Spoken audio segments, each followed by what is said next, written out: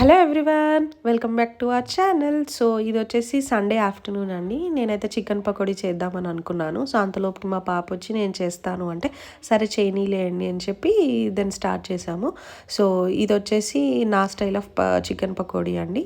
Little garlic ginger garlic paste, పసుపు and ఇది 1 kg of chicken కాబట్టి 4 స్పూన్స్ ఆఫ్ కారం వేసానండి.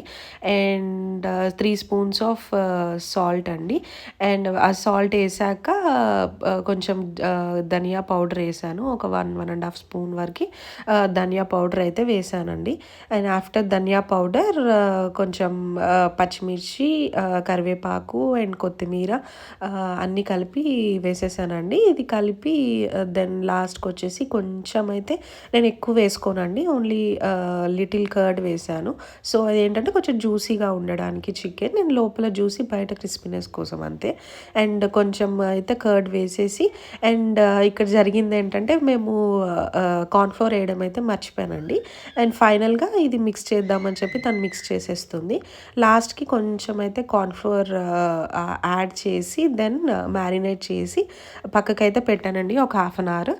తర్వాత నేను వేస్తుంటే మా పాప వచ్చి నేను వేస్తానంటే సరే మెల్లిగా వేయని అని చెప్పి ఇంకా పక్క నుండి వేయిస్తున్నానండి. అండ్ తనే తీసింది కూడా. అండ్ తీసి కొంచెం ఆయిల్ అంతా పోయేలాగా కొంచెం పక్కన పెట్టమని చెప్పాను.